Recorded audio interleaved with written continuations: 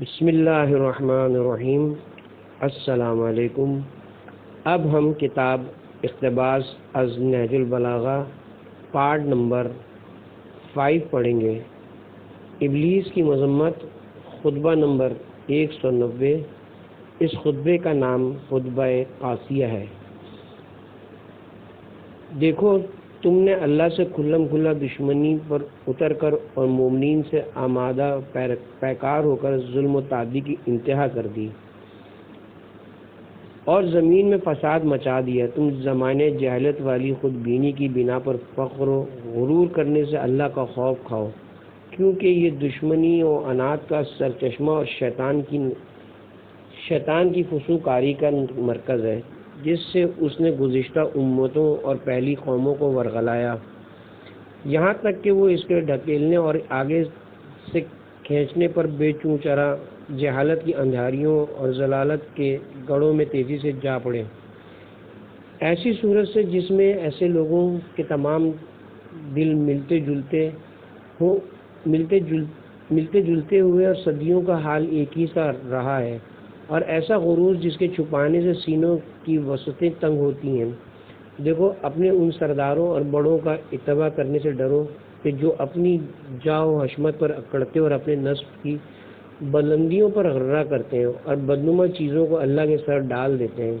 اور اس کی قضاء و قدر سے ٹکر لینے اور اس کی نعمتوں پر غلبہ پانے کے لیے اس کے احسانات سے یکسر انکار کر دیتے ہوں۔ یہی لوگ تو عصبیت کی عمارت کی گہری بنیاد فتنے کے قاغ و آوان کے ستون اور جاہلت کے نسبی تفاخر کی تلواریں ہیں۔ لہذا اللہ سے ڈرو اور اس کی دی ہوئی نعمتوں کے دشمن نہ بنو، اور نہ اس کے فضل و کرم کے جو تم پر ہے حاسد بنو، اور جھوٹے مدعیان اسلام کی پیروی نہ کرو کہ جن کا گدلا پانی تم اپنے صاف پانی میں سمو کر پیتے ہو، اور اپنی درستگی کے ساتھ ان کی خرابیوں کو غلط ملت کر لیتے ہو، اور اپنے حق میں ان کے باطل کے لیے بھی راہ پیدا کر دیتے ہو۔ وہ فسق و فجور کی بنیاد ہیں اور نافرمانیوں کے ساتھ چسپیدہ ہیں، جنہیں شیطان نے گمراہی کی بار بردار سواری قرار دے رکھا ہے، اور ایسا لشکر جس کو ساتھ لے کر لوگوں پر حملہ کرتا ہے، اور ایسے ترجمان کہ جن کی زبان سے وہ گویا ہوتا ہے تاکہ تمہاری عقلیں چھین لے، تمہاری آنکھوں میں گھس جائے اور تمہارے کانوں میں پھونک دے۔ اس طرح اس نے تمہیں اپنے تیروں کا ہدف، اپنے قدموں کو جولا نگاہ اور اپنے ہاتھوں کا کھلونا بنا لیا ہے۔ تمہیں لازم ہے کہ تم سے قبل سرکش امتوں پر جو قہر، عذاب اور عتاب و عقاب نازل ہوا اس سے عبرت لو، اور ان کے رخساروں کے بھل لیٹنے اور پہلوؤں کے بھل گرنے کے مقامات سے نصیحت حاصل کرو۔ جس طرح زمانے کی مصیبتوں سے پناہ مانگتے ہو، اسی طرح مغرور اور سرکش بنانے والی چیزوں سے اللہ کے دامن میں پناہ مانگو۔ اگر خدا بند عالم اپنے بندوں میں سے کسی ایک کو بھی قبر و رونیت کی اجازت دے سکتا ہوتا تو اپنے مخصوص انبیاء اور اولیاء کو اس کی اجازت دیتا، لیکن اس نے ان کو کبر و غرور سے بیزاری رکھا اور انہی کے لیے عجز و مسکینت ہی کو پسند فرمایا۔ چنانچہ انہوں نے اپنے رخسارے زمین سے پیوست اور چہرے خاک آلود رکھے، اور مومنین کے آگے تواضع و انکسار سے جھکتے رہے، اور وہ دنیا میں کمزور و بے بس تھے، جنہیں اللہ نے بھوک سے آزمایا، تعب و مشقت میں مبتلا کیا، خوف و خطر کے موقعوں سے ان کا امتحان لیا، اور ابتلا و مصیبت سے انہیں تہ و بالا کیا۔ لہذا خدا کی خوشنودی اور ناخوشنودی کا معیار مال کو قرار نہ دو، کیونکہ تم نہیں جانتے کہ اللہ دولت اور اقتدار سے بھی کس طرح بندوں کا امتحان لیتا ہے۔ چنانچہ اللہ سبحانہ کا ارشاد ہے کہ وہ لوگ یہ خیال کرتے ہیں کہ ہم جو مال و اولاد سے انہیں سہارا دیتے ہیں تو ہم ان کے ساتھ بھلائیاں کرنے میں سرگرم ہیں، مگر جو اصل واقعہ ہے اسے یہ لوگ سمجھتے نہیں۔ اسی طرح واقع یہ ہے کہ اللہ اپنے ان بندوں کا جو بجائے خود اپنی بڑائی کا گھمنڈ رکھتے ہیں امتحان لیتا ہے، اور ان دوستوں کے ذریعے سے جو ان کی نظروں میں عاجز و بے بس ہیں چنانچہ اس کی مثال یہ ہے کہ موسیٰ علیہ السلام اپنے بھائی ہارون علیہ السلام کو ساتھ لے کر اس حالت میں فرعون کے پاس آئے کہ ان کے جسم پر اونی کرتے اور ہاتھوں میں لاٹھیاں تھیں، اور اس سے یہ قول قرار کیا کہ اگر وہ اسلام قبول کر لے تو اس کا ملک بھی باقی رہے گا اور اس کی عزت بھی برقرار رہے گی۔ تو اس نے اپنے حاشیہ نشینوں سے کہا کہ تمہیں ان پر تعجب نہیں ہوتا کہ یہ دونوں مجھ سے یہ معاملہ ٹھہرا رہے ہیں کہ میری عزت بھی برقرار رہے گی اور میرا ملک بھی باقی رہے گا، اور جس پھٹے حال اور ذلیل صورت میں یہ ہیں تم دیکھ ہی رہے ہو۔ اگر ان میں اتنا ہی دمخم تھا تو پھر ان کے ہاتھوں میں سونے کے کنگن کیوں نہیں پڑے ہوئے؟ یہ اس لیے کہ وہ سونے کو اور اس کی جامع آوری کو بڑی چیز سمجھتا تھا اور بالوں کی کپڑوں کو حقارت کی نظروں سے دیکھتا تھا۔ اگر خداوند عالم یہ چاہتا کہ جس وقت اس نے نبیوں کو معبوس کیا تو ان کے لیے سونے کے خزانے اور خالص طلا کی کانوں کے منہ کھول دیتا اور باغوں کی کشتزاروں کو ان کے لیے مہیا کر دیتا اور فضا کے پرندوں اور زمین کے صحرائی جانوروں کو ان کے ہمراہ کر دیتا تو کر سکتا تھا، اور اگر ایسا کرتا تو پھر آزمائش ختم، جزا و سزا بیکار اور آسمانی خبریں حقارت ہو جاتی، اور آزمائش میں پڑنے والوں کا اجر اس طرح کے ماننے والوں کے لیے ضروری نہ رہتا، اور ایسے ایمان لانے والے نیک کرداروں کی جزا کے مستحق رہتے اور نہ الفاظ اپنے معنی کا ساتھ دیتے۔ لیکن اللہ سبحانہ اپنے رسولوں کو ارادوں میں نیک قوی اور آنکھوں کو دکھائی دینے والی ظاہری حالت میں کمزور و ناتواں قرار دیتا ہے، اور انہیں ایسی قناعت سے سرفراز کرتا ہے جو دیکھنے اور سننے والوں کے دلوں اور آنکھوں کو بے نیازی سے بھر دیتی ہے، اور ایسا افلاس ان کے دامن سے وابستہ کر دیتا ہے جس سے آنکھوں کو دیکھ کر اور کانوں کو سن کر اذیت ہوتی ہے۔ اگر انبیاء ایسی قوت و طاقت رکھتے کہ جس دہانے کا قصد اور ارادہ بھی نہ ہو سکتا ہوتا، اور ایسا تسلط و اقتدار رکھتے کہ جس پر تعدی ممکن ہی نہ ہوتی، اور ایسی سلطنت کے مالک ہوتے کہ جس کی طرف لوگوں کی گردنیں مڑتی اور اس کے رخ پر سواریوں کے پالان کسے جاتے، تو یہ چیز نصیحت پذیری کے لیے بڑی آسان اور اس سے انکار اور سرتابی بہت بعید ہوتی، اور لوگ چھائے ہوئے خوف یا مائل کرنے والے اسباب رغبت کی بنا پر ایمان لے آتے، تو اس صورت میں ان کی نیتیں مشترک اور نیک عمل بٹے ہوئے ہوتے۔ لیکن اللہ سبحانہ نے تو یہ چاہا کہ اس کے پیغمبروں کا اتباع، اس کی کتابوں کی تصدیق، اس کے سامنے فروتنی، اس کے احکام کی فرما برداری اور اس کی اطاعت، یہ سب چیزیں اسی کے لیے مخصوص ہوں، اور ان میں کوئی دوسرا شائبہ تک نہ ہو، اور جتنی آزمائش کڑی ہوگی اتنے ہی اجر و ثواب زیادہ ہوگا۔ تم دیکھتے نہیں کہ اللہ سبحانہ نے آدم سے لے کر اس جہان کے آخر تک اگلے پچھلوں کو ایسے پتھروں سے آزمایا ہے کہ جو نہ نقصان پہنچا سکتے ہیں نہ فائدہ، نہ سن سکتے ہیں اور نہ دیکھ سکتے ہیں۔ اس نے ان پتھروں ہی کو اپنا محترم گھر قرار دیا ہے کہ جسے لوگوں کے لیے امن کے قیام کا ذریعہ ٹھہرایا ہے۔ پھر یہ کہ اس نے اسے زمین کے ایسے رقبوں میں سے ایک سنگلاخ رقبہ اور دنیا میں بلندی پر واقع ہونے والی آبادیوں میں سے ایک کم مٹی والے مقام اور گھاٹیوں میں سے ایک تنگ اطراف والی گھاٹی میں قرار دیا۔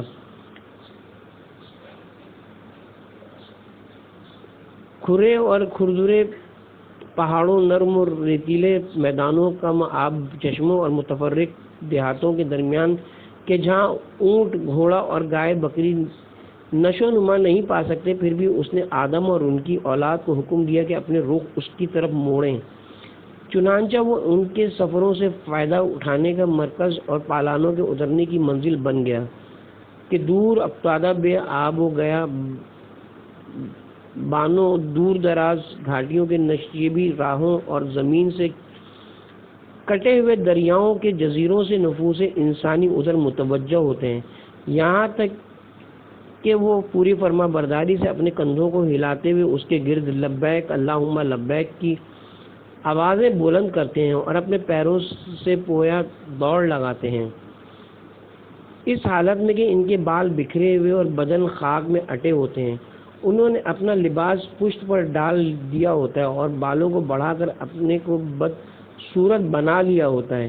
یہ بڑی ابتلا، کڑی آزمائش، کھلم کھلا امتحان اور پوری جانچ ہے۔ اللہ نے اسے اپنی رحمت کا ذریعہ اور جنت تک پہنچنے کا وسیلہ قرار دیا ہے، اور اگر خداوند عالم یہ چاہتا ہے کہ وہ اپنا محترم گھر اور بلند پایہ عبادت گاہیں ایسی جگہ پر بنائے گے جس کے گرد باغ و چمن کی قطاریں اور بہتی ہوئی نہریں ہوں، زمین نرم و ہموار ہو کہ جس میں درختوں کے جھنڈ ہو اور ان میں جھکے ہوئے پھلوں کے خوشے ہوں، جہاں عمارتوں کا جال بچھا ہوا ہو اور آبادیوں کا سلسلہ ملا ہوا ہو، جہاں سرخی مائل گیہوں کے پودے، سرسبز مرغزار چمن، در کنار سبزہ زار پانی میں شرابور میدان، لہلہاتے ہوئے کھیت اور آباد گزرگاہیں ہیں، تو البتہ وہ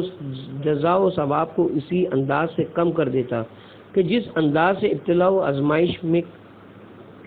کمی واقع ہوئی ہے۔ اگر وہ بنیاد کہ جس پر اس گھر کی تعمیر ہوئی ہے اور وہ پتھر کے جس پر اس کی عمارت اٹھائی گئی ہے زمرد، سبز، یاقوت، سرخ کے ہوتے اور ان میں نور ضیاء کی تابانی ہوتی، تو یہ چیز سینوں میں شک و شبہات کے ٹکراؤ کو کم کر دیتی اور دلوں سے شیطان کی دھوپ کا اثر مٹا دیتی اور لوگوں سے شکوک کے خلجان دور کر دیتی۔ لیکن اللہ سبحانہ اپنے بندوں کو گوں نہ گوں سختیوں سے آزماتا ہے اور ان سے ایسی عبادت کا خواہاں ہے کہ جو طرح طرح کی مشقتوں سے بجا لائی گئی ہوں،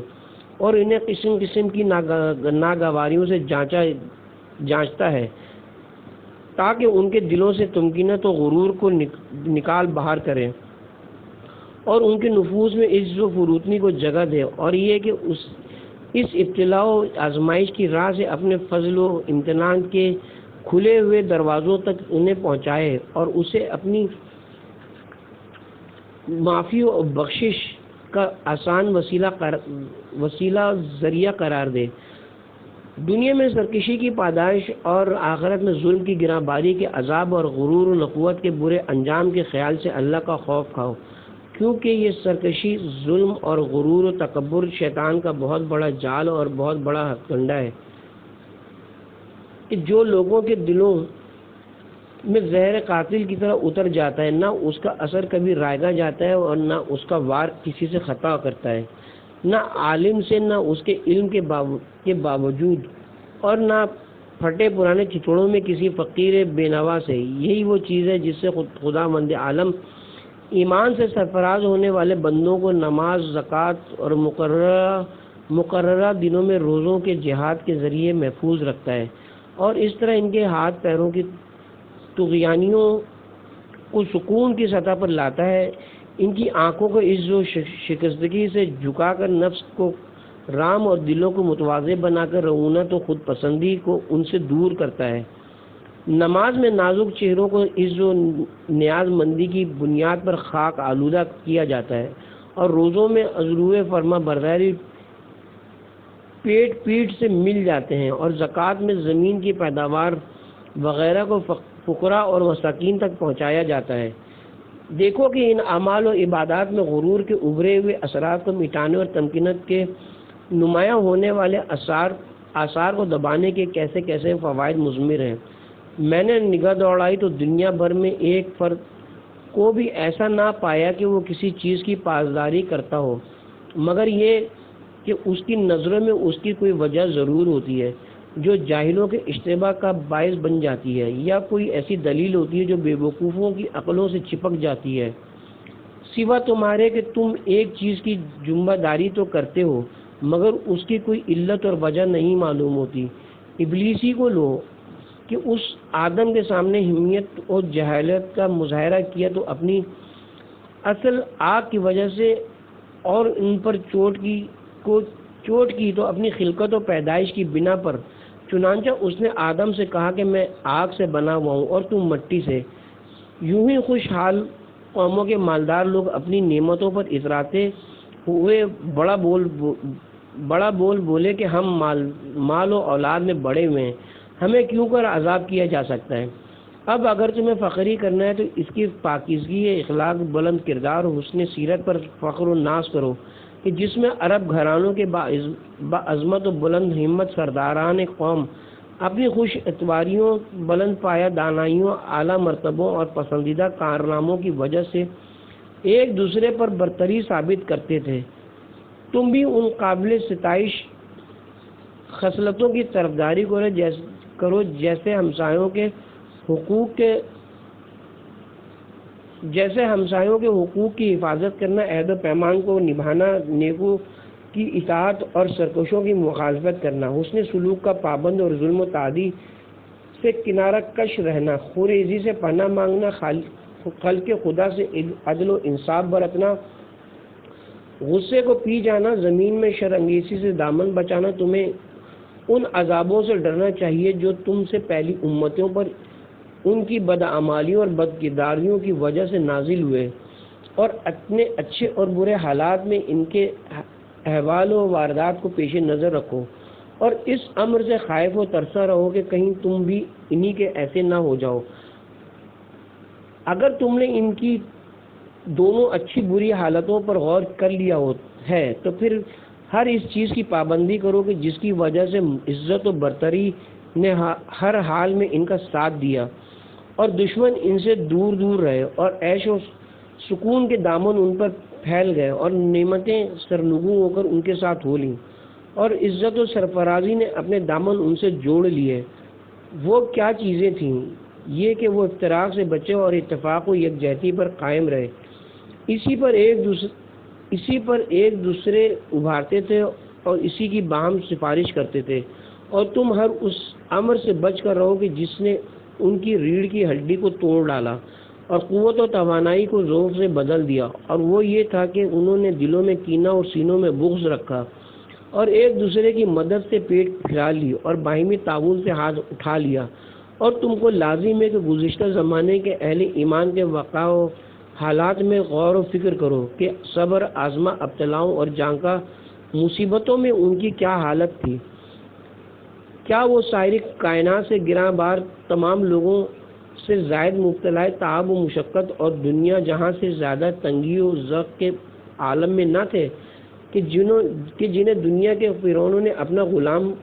بنا رکھا تھا اور انہیں سخت سے سخت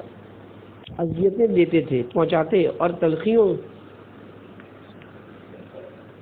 کے گھونٹ پلاتے تھے، اور ان کی یہ حالت ہو گئی تھی کہ وہ تباہی و ہلاکت کی ذلتوں اور غلبہ و تسلط کی قہر سامانیوں میں گرتے چلے جا رہے تھے۔ نہ انہیں بچاؤ کی کوئی تدبیر اور نہ روک تھام کا کوئی ذریعہ سوچتا تھا، یہاں تک کہ جب اللہ سبحانہ نے یہ دیکھا کہ یہ میری محبت میں اذیتوں پر پوری قد و کاش سے صبر کیے جا رہے ہیں اور میرے خیال سے مصیبتوں کو جھیل رہے ہیں، تو ان کے لیے مصیبت و ابتلا کی تنگنائے سے وسعت کی راہیں نکالی اور ان کی ذلت کو عزت اور خوف و ہراس کو امن سے بدل دیا۔ چنانچہ وہ تخت فرما روائی پر سلطان اور مسند ہدایت پر رہنما ہوئے، اور انہیں امیدوں سے بڑھ کر چڑھ کر اللہ کی طرف سے عزت و سرفرازی حاصل ہوئی۔ غور کرو جب ان کی جمعیتیں یکجا، خیالات یکسو اور دل یکساں تھے، اور ان کے ہاتھ ایک دوسرے کو سہارا دیتے اور تلواریں ایک دوسرے کی معاون و مددگار تھیں، اور ان کی بصیرتیں تیز اور ارادے متحد تھے، تو اس وقت ان کا یہ عالم کیا تھا؟ کیا وہ اطراف زمین میں فرما روا اور دنیا والوں کی گردنوں پر حکمران نہ تھے؟ اور تصویر کا یہ رخ بھی دیکھو کہ جب ان میں پھوٹ پڑ گئی، یکجہتی درہم برہم ہو گئی، ان کی باتوں اور دلوں میں اختلافات کے شاخسانے پھوٹ نکلے اور وہ مختلف ٹولیوں میں بٹ گئے اور الگ جتھے بن کر ایک دوسرے سے لڑنے لگے، تو ان کی نوبت یہ ہو گئی کہ اللہ نے ان سے عزت و بزرگی کا پیرہن اتار لیا اور نعمتوں کی آسائشیں ان سے چھین لیں، اور تمہارے درمیان ان کے واقعات کی حکایتیں عبرت حاصل کرنے والوں کے لیے عبرت بن کر رہ گئیں۔ اب ذرا اسماعیل کی اولاد اسحاق کے فرزندوں اور یعقوب کے بیٹوں کے حالات سے عبرت و نصیحت حاصل کرو۔ حالات کتنے ملتے ہوئے ہیں اور طور طریقے کتنے یکساں ہیں، ان کے منتشر و پراگندہ ہو جانے کی صورت میں جو واقعات رونما ہوئے ان میں فکر و تأمل کرو کہ جب شاہان عجم اور سلاطین روم ان پر حکمران تھے، وہ انہیں اطراف عالم کے سبززاروں، عراق کے دریاؤں اور دنیا کی شادابیوں سے خاردار جھاڑیوں، ہواؤں کے بے روک گزرگاہوں اور معیشت کی دشواریوں کی طرف ڈھکیل دیتے تھے، اور آخر انہیں فقر و نادار اور زخمی پیٹھ والے اونٹوں کا چرواہا اور بالوں کی جھوپڑیوں کا باشندہ بنا کر چھوڑتے تھے۔ ان کے گھر بار دنیا جہاں سے بڑھ کر خستہ و خراب، اور ان کے ٹھکانے خشک سالیوں سے تباہ حال تھے۔ نہ ان کی کوئی آرزو تھی جس کے پر و بال کا سہارا لینا، انس و محبت کی چھاؤں تھی جس کے بل بوتے پر بھروسہ کریں۔ ان کے حالات پراگندہ ہاتھ الگ الگ تھے، کثرت و جمعیت بٹی ہوئی، جہاں گزار مصیبتوں اور جہالتوں کی تہ بتہ تہوں میں پڑے ہوئے تھے۔ یوں کہ لڑکیاں زندہ درگور تھیں، گھر گھر مورتی پوجا ہوتی تھی، رشتے ناطے توڑے جا چکے تھے، اور لوٹ کھسوٹ کی گرم بازاری تھی۔ دیکھو کہ اللہ نے ان پر کتنے احسانات کیے کہ ان میں اپنا رسول بھیجا کہ جس نے اپنی اطاعت کو انہیں پابند بنایا اور انہیں ایک مرکز وحدت پر جمع کر دیا، اور کیونکہ خوشحالی نے اپنے پر و بال ان پر پھیلا دیا اور ان کے لیے بخشش و فیضان کی نہریں بہا دیں، اور شریعت نے انہیں اپنی برکت کے لیے بے بہا فائدوں میں لپیٹ لیا، چنانچہ وہ اس کی نعمتوں میں شرابور اور اس کی زندگی کی تر و تازگیوں میں خوشحال اور مسلط فرما روا اسلام کے زیر سایہ ان کی زندگی کے تمام شعبے نظم و ترتیب سے قائم ہو گیا، اور ان کے حالات کی درستگی نے انہیں غلبہ و بزرگی کے پہلو میں جگہ دی، اور ایک مضبوط سلطنت کی سربلند چوٹیوں میں دین و دنیا کی سعادتیں ان پر جھک پڑیں۔ وہ تمام جہان پر حکمران اور زمین کی پہنائیوں میں تخت تاج کے مالک بن گئے، اور جن پابندیوں کی بنا پر دوسروں کے زیر دست تھے، اب یہ انہیں پابند بنا کر ان پر مسلط ہو گئے، اور جن کے زیر فرمان تھے ان کے فرما رواں بن گئے۔ نہ ان کا دم خمی نکالا جا سکتا ہے اور نہ ہی ان کا قز بند توڑا جا سکتا ہے۔ دیکھو تم نے اطاعت کے بندھنوں سے اپنے ہاتھوں کو چھڑا لیا اور زمانے جاہلیت کے طور طریقوں سے اپنے گرد کھچے ہوئے حصار میں رکھنا ڈال دیا۔ خداوند عالم نے اس امت کے لوگوں پر اس نعمت بے بہا کے ذریعے سے لطف و احسان فرمایا ہے کہ جس کی قدر و قیمت کو مخلوقات میں سے کوئی نہیں پہچانتا، کیونکہ وہ ہر ٹھہرائی ہوئی قیمت سے گرا تر اور ہر شرف و بلندی سے بالا تر ہے، اور وہ یہ کہ ان کے درمیان انس و یکجہتی کا رابطہ اسلام قائم کیا، جس کے سائے میں وہ منزل کرتے ہیں اور جس کے کنارے آفت میں پناہ لیتے ہیں۔ یہ جانے رہو کہ جہاں جہالت و نادانی کو خیر بات کہہ دینے کے بعد پھر صحرائی بدو اور باہمی دوستی کے بعد پھر مختلف گروہوں میں بٹ گئے ہو، اسلام سے تمہارا واسطہ نام کو رہ گیا ہے، اور ایمان سے چند ظاہری لکیروں کے علاوہ تمہیں کچھ سجھائی نہیں دیتا۔ تمہارا قول یہ ہے کہ آگ میں کود پڑیں گے مگر آر قبول نہ کریں گے، گویا تم یہ چاہتے ہو کہ اسلام کی حقیقت حرمت اور اس کا عہد توڑ کر اسے منہ کے بل اوندھا کر دو، وہ عہد کہ جسے اللہ نے زمین میں پناہ اور مخلوقات میں امن قرار دیا۔ یاد رکھو کہ اگر تم نے اسلام کے علاوہ کہیں اور کا رخ کیا تو کفار تم سے جنگ کے لیے اٹھ کھڑے ہوں گے، پھر نہ جبرائیل و میکائیل ہیں اور نہ انصار و مہاجر ہیں کہ تمہاری مدد کریں، سوائے اسے کہ تلواروں کو کھٹکاؤ یہاں تک کہ اللہ تمہارے درمیان فیصلہ کر دے۔ خدا کا سخت عذاب جھنجھوڑنے والے عقاب ابتلاؤں کے دن اور تعزیر و ہلاکت کے حادثے تمہارے سامنے ہیں، اس کی گرفت سے انجان بن کر اور اس کی پکڑ کو آسان سمجھ کر اور اس کی سختی سے غافل ہو کر اس کے قہر و عذاب کو دور نہ سمجھو۔ خداوند عالم نے گزشتہ امتوں کو محض اس لیے اپنی رحمت سے دور رکھا کہ وہ اچھائی کا حکم دینے اور برائی سے روکنے سے منہ موڑ چکے تھے، چنانچہ اللہ نے بے وقوفوں پر ارتکاب گناہ کی وجہ سے دانش مندوں پر خطاؤں سے باز نہ آنے کے سبب سے لعنت کی ہے۔ دیکھو تم نے اسلام کی پابندیاں توڑ دیں اور اس کی حدیں بیکار کر دیں اور اس کے احکام سرے سے ختم کر دیے۔ معلوم ہونا چاہیے کہ اللہ نے مجھے باغیوں، عہد شکنوں اور زمین میں فساد پھیلانے والوں سے جہاد کا حکم دیا، چنانچہ میں نے عہد شکنوں اصحاب جمل سے جنگ کی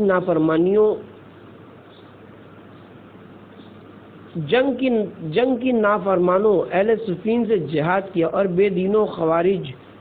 ہندوان کو بھی پوری طرح ذلیل کر کے چھوڑا، مگر گڑھے میں گر کر مرنے والا شیطان میرے لیے اس کی مہم سر ہو گئی، ایک ایسی چنگھاڑ کے ساتھ کہ جس میں اس کے دل کی دھڑکن اور سینے کی تھرتھری کی آواز میرے کانوں میں پہنچ رہی تھی۔ اب باقیوں میں سے کچھ رہے صاحب باقی رہ گئے ہیں، اگر اللہ نے پھر مجھے ان پر دھاوا بولنے کی اجازت دی تو میں انہیں تہس نہس کر کے دولت و سلطنت کا رخ دوسری طرف موڑ دوں گا، پھر وہی لوگ بچ سکیں گے جو مختلف شہروں کی دور دراز حدوں میں تتر بتر ہو چکے ہوں گے۔ میں نے بچپن ہی میں عرب کا سینہ پیوند زمین کر دیا تھا اور قبیلہ ربیع و مضر کے ابھرے ہوئے سینگوں کو توڑ دیا تھا۔ تم جانتے ہی ہو کہ رسول صلی اللہ علیہ وسلم سے قریب کی عزیز داری اور مخصوص قدر و منزلت کی وجہ سے میرا مقام ان کے نزدیک کیا تھا۔ میں بچہ ہی تھا کہ رسول صلی اللہ علیہ وسلم نے مجھے گود میں لے لیا تھا، اپنے سینے سے چمٹائے رکھتے تھے، بستر میں اپنے پہلو میں جگہ دیتے تھے، اپنے جسم مبارک کو مجھ سے مس کرتے تھے اور اپنی خوشبو مجھے سنگھاتے تھے۔ پہلے آپ کسی چیز کو چباتے پھر اس کے لقمے بنا کر میرے منہ میں ڈال دیتے تھے۔ انہوں نے نہ تو میری کسی بات میں جھوٹ کا شائبہ پایا، نہ میرے کسی کام میں لغزش و کمزوری دیکھی۔ اللہ نے آپ کی دودھ بڑھائی کے وقت ہی سے فرشتوں میں سے ایک عظیم المرتبت ملک روح القدس کو آپ کے ساتھ لگا دیا تھا، جو انہیں شب و روز بزرگ خصلتوں اور پاکیزہ سیرتوں کی راہ پر لے چلتا تھا، اور میں ان کے پیچھے پیچھے یوں لگا رہتا تھا جیسے اونٹنی کا بچہ اپنی ماں کے پیچھے۔ آپ ہر روز میرے لیے اخلاق حسنہ کے پرچم بلند کرتے تھے اور مجھے ان کی پیروی کا حکم دیتے تھے، اور ہر سال کوہ ہرا میں کچھ عرصہ قیام فرماتے تھے اور وہاں میرے علاوہ کوئی انہیں نہیں دیکھتا تھا۔ اس وقت رسول صلی اللہ علیہ وسلم اور ام المومنین خدیجہ کے گھر کے علاوہ کسی گھر کی چار دیواری میں اسلام نہ تھا، البتہ تیسرا ان میں تھا۔ میں وحی اور رسالت کا نور دیکھتا تھا اور نبوت کی خوشبو سونگھتا تھا۔ جب آپ پر پہل وحی نازل ہوئی تو میں نے شیطان کی ایک چیخ سنی، جس پر میں نے پوچھا کہ یا رسول اللہ یہ آواز کیسی ہے؟ آپ نے فرمایا کہ یہ شیطان ہے کہ جو اپنے پوجے جانے سے مایوس ہو گیا ہے۔ اے علی، جو میں سنتا ہوں تم بھی سنتے ہو اور جو میں دیکھتا ہوں تم بھی دیکھتے ہو، فرق اتنا ہے کہ تم نبی نہیں ہو بلکہ میرے وزیر جانشین ہو اور یقیناً بھلائی کی راہ پر ہو۔ میں رسول صلی اللہ علیہ وسلم کے ساتھ تھا کہ قریش کی ایک جماعت آپ کے پاس آئی اور انہوں نے آپ سے کہا کہ اے محمد، آپ نے ایک بہت بڑا دعویٰ کیا ہے، ایسا دعویٰ نہ تو آپ کے باپ دادا نے کیا نہ آپ کے خاندان والوں میں سے کسی اور نے کیا۔ ہم آپ سے ایک امر کا مطالبہ کرتے ہیں، اگر آپ نے اسے پورا کر کے ہمیں دکھلا دیا تو پھر ہم بھی یقین کر لیں گے کہ آپ نبی اور رسول ہیں، اور اگر نہ کر سکے تو ہم جان لیں گے کہ معاذ اللہ آپ جادوگر اور جھوٹے ہیں۔ حضرت نے فرمایا کہ وہ تمہارا مطالبہ کیا ہے؟ انہوں نے کہا کہ آپ ہمارے لیے اس درخت کو پکاریں کہ یہ جڑ سمیت اکھڑ آئے اور آپ کے سامنے آ کر ٹھہر جائے۔ آپ صلی اللہ علیہ وسلم نے فرمایا کہ بلا شبہ اللہ ہر شے پر قادر ہے، اگر اس نے تمہارے لیے ایسا کر دکھایا تو کیا تم ایمان لے آؤ گے اور حق کی گواہی دو گے؟ انہوں نے کہا ہاں۔ آپ صلی اللہ علیہ وسلم نے فرمایا کہ اچھا، جو تم چاہتے ہو تمہیں دکھائے دیتا ہوں، اور میں یہ اچھی طرح جانتا ہوں کہ تم بھلائی کی طرف پلٹنے والے نہیں ہو۔ یقیناً تم میں کچھ لوگ تو وہ ہیں جنہیں چاہے بدر میں جھونک دیا جائے گا، اور کچھ وہ ہیں جو جنگ احزاب میں جتھا بندی کریں گے۔ پھر آپ صلی اللہ علیہ وسلم نے فرمایا کہ اے درخت، اگر تو اللہ اور آخرت کے دن پر ایمان رکھتا ہے اور یہ یقین رکھتا ہے کہ میں اللہ کا رسول ہوں تو اپنی جڑ سمیت اکھڑا یہاں تک کہ بحکم خدا میرے سامنے آ کر ٹھہر جائے۔ رسول صلی اللہ علیہ وسلم کا یہ فرمانا تھا کہ اس ذات کی قسم جس نے آپ کو حق کے ساتھ معبوس کیا، وہ درخت جڑ سمیت اکھڑ آیا اور اس طرح آیا کہ اس سے سخت کھڑکھڑاہٹ اور پرندوں کے پروں کی پھڑپھڑاہٹ کی سی آواز آتی تھی، یہاں تک کہ وہ لچکتا جھومتا ہوا رسول اللہ صلی اللہ علیہ وسلم کے روبرو آ کر ٹھہر گیا اور بلند شاخیں ان پر اور کچھ شاخیں میرے کاندھوں پر ڈال دیں، اور میں آپ صلی اللہ علیہ وسلم کی دائیں جانب کھڑا تھا۔ جب قریش نے یہ دیکھا تو نخوت و غرور سے کہنے لگے کہ اسے حکم دے کہ آدھا آپ کے پاس آئے اور آدھا اپنی جگہ پر آئے۔ چنانچہ آپ صلی اللہ علیہ وسلم نے اسے یہی حکم دیا، تو اس کا آدھا حصہ آپ صلی اللہ علیہ وسلم کی طرف بڑھ آیا، اس طرح کہ اس کا آنا پہلے سے ہی بھی زیادہ عجیب صورت سے اور زیادہ تیز ہوا کے ساتھ تھا، اور اب کہ وہ قریب تھا اور وہ رسول اللہ صلی اللہ علیہ وسلم سے لپٹ جائے، اب انہوں نے کفر سرکشی سے کہا کہ اچھا اب اس آدھے کو حکم دیجئے کہ یہ اپنے دوسرے حصے کے پاس پلٹ جائے جس طرح پہلے تھا۔ چنانچہ آپ صلی اللہ علیہ وسلم نے حکم دیا اور وہ پلٹ گیا۔ میں نے یہ دیکھ کر کے کہا کہ لا الہ الا اللہ، اے اللہ کے رسول، میں آپ پر سب سے پہلے ایمان لانے والا ہوں اور سب سے پہلے اس کا اقرار کرنے والا ہوں کہ اس کے درخت نے بحکم خدا آپ کی نبوت کی تصدیق اور آپ کے کلام کی عظمت و برتری دکھانے کے لیے جو کچھ کیا ہے وہ امر واقعی ہے، کوئی آنکھ کا پھیر نہیں۔ یہ سن کر وہ ساری قوم کہنے لگی، یہ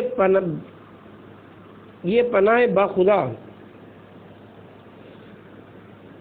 پرلے درجے کے جھوٹے اور جادوگر ہیں، ان کا سحر عجیب و غریب ہے اور ہیں